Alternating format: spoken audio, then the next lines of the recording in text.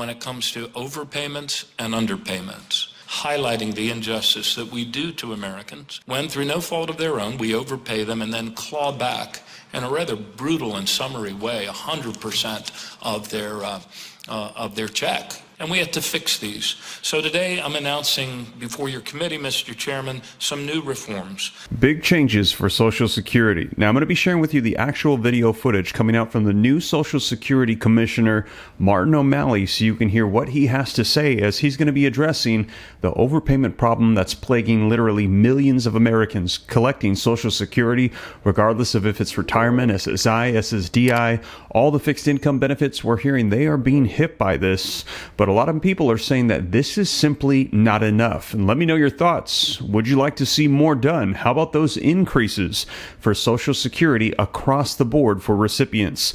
Well, stick around to the end because I've got some more information on new legislation regarding increases as well. But I'm going to be sharing with you this video footage so you can see it for yourself coming out from the new Social Security Commissioner, Martin O'Malley. So let's go ahead and dive right in. And before we do, if you appreciate the updates, just take a quick second, hit that like button for me. It helps out the channel a ton. To stay up to date, it's totally free. Just hit the subscribe button, turn on that notification bell, and to stay connected off of social media platforms, consider joining the newsletter at www.steveramnews.com.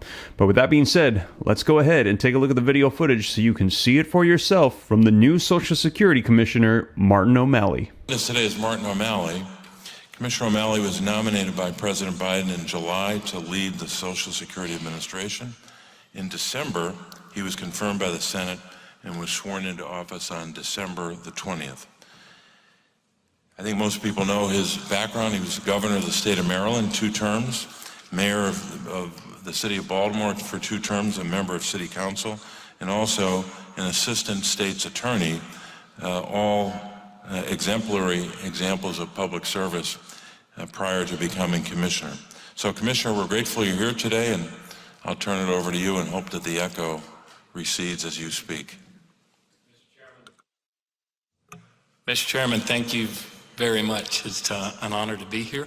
And thank you for your leadership. Thank you for your concern, your compassion for people among us who really need their neighbors to care about them. I think all of us on your panel would agree that there probably is no more important program our country's ever created that expresses our compassion for our neighbors quite so much as Social Security. And the good news is that for 88 years, this program has operated at a pretty high level, lifting a lot of seniors out of poverty, helping people suffering from disabilities. So it's my great honor to be able to lead the men and women of this agency forward at a very, very tough time in their history. Mr. Chairman, Ranking Member, I have been on a learning curve, a steep learning curve for the last 90 days. I have visited all 9 regions. I have yet to get to the Wilkes-Barre dock, but that's next on my list. And thank you for surfacing the concerns of those hardworking men and women who do such critical work, not just for, in their own region, but for the whole country. But I have done town halls with employees in 9 different regions. I did that over 16 days in January. I sat side by side with workers on the co-pilot headset, if you will, in the teleservice centers, on the other side of the glass as our frontline workers were interviewing people. And the most important 2 things I learned were these. Number 1, there is a deep commitment among not only the senior executive service of Social Security, but throughout the agency, a deep commitment to the mission of this agency. And that, as former Senator Mikulski said to me, is probably the most important asset that I have as the new leader of this agency. The second thing I learned is this, and I saw the symptoms of it very acutely on the front lines. Social Security is now serving more customers than ever before, with fewer staff than they've had in 27 days. And it is true that our ability to serve our customers is the intersection of people, process, some policy, and technology. And all of those things come together. Yeah, I was surprised to learn that Social Security now operates on less than 1% of its annual benefit payments. And this operating overhead has effectively been reduced by about 20% just over the last 10 years. In other words, in 2018, when you looked at our overhead as percentage of outlays, it was about 1.2%.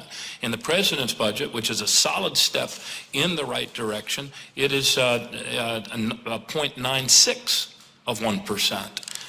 So what is the result of that? The result is that we are in a customer service crisis, with people waiting on average 38 minutes for the 800 number agent to answer their call.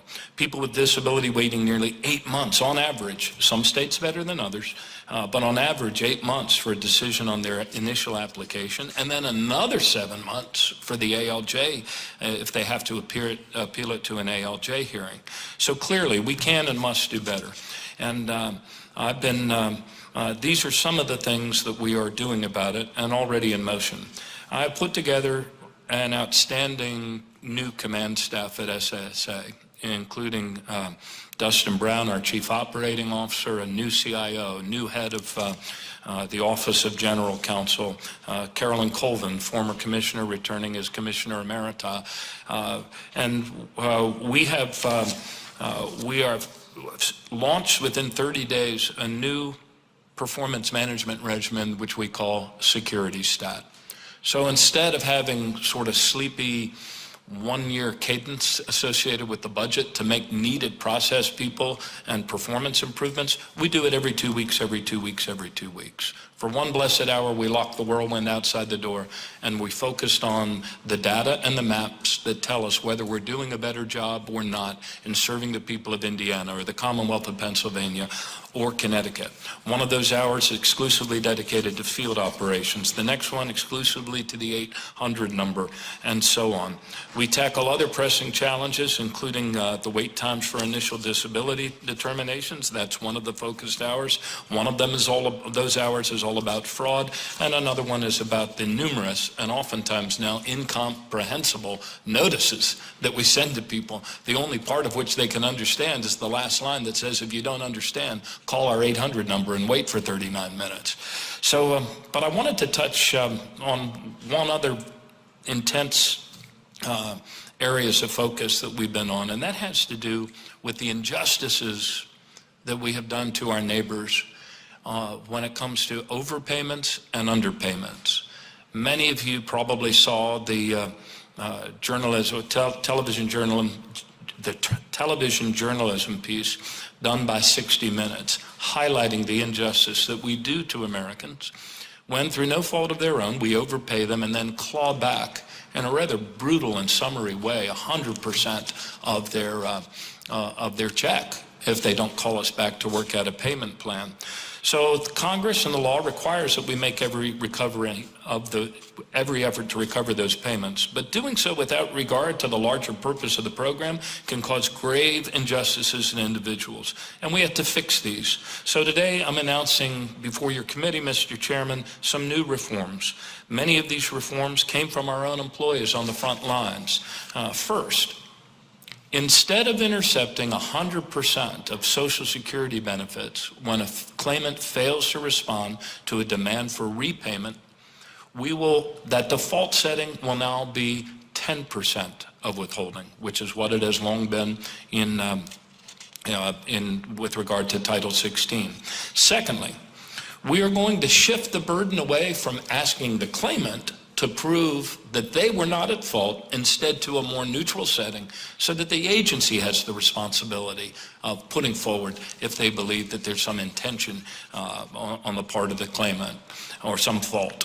Third, we are going to realign our period for repayment, which traditionally had been 36 months, and we're going to realign that to what the Veterans Administration does and allow for a 60-month repayment window.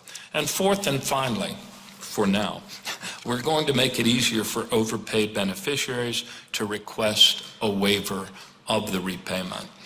So the American people, in conclusion, work their whole lives to earn the benefits of Social Security, but there's something else they've already worked for, they've already paid for, and they've already earned. And that is a decent level of customer service to access those benefits. And the good news is that if we were allowed once again, from the same FICA dollars, which were not paid in a discretionary way in paychecks, if we were allowed to operate on 1.2%, we could restore customer service in all of your states, and we could do it pretty quickly. The President's budget invests in Social Security for the people of our nation. It includes a 9% increase over what we were allowed to spend. I hesitate to say appropriation because we haven't had an appropriations hearing in 9 years. But the President's budget includes a 9% increase over what we had last year been allowed to spend for our operating expenses to $15.4 billion. And we look forward to working with you to sustain funding increases so that we can get back to serving the people with the customer service they've already earned, they've already paid for, but they're being denied. And we can do so without adding a penny to the deficit. Thank you very much. So there you have it. That was the opening statement from Martin O'Malley. Let me know your thoughts. He's saying there's a 4-step process to get rid of the overpayment issue.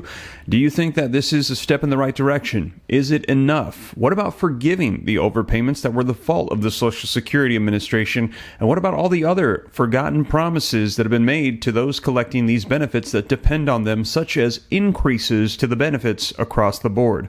Well, to get the latest on that, be sure to check out this video right here next, as there's new legislation coming out proposing increases, boosts to the benefits for recipients. And as more comes out, I'll be sure to keep you up to date here on the channel so you know exactly what's going on. But that is the latest. Thank you for joining me, and I'll catch you in the next one. Take care. God bless. This is Steve.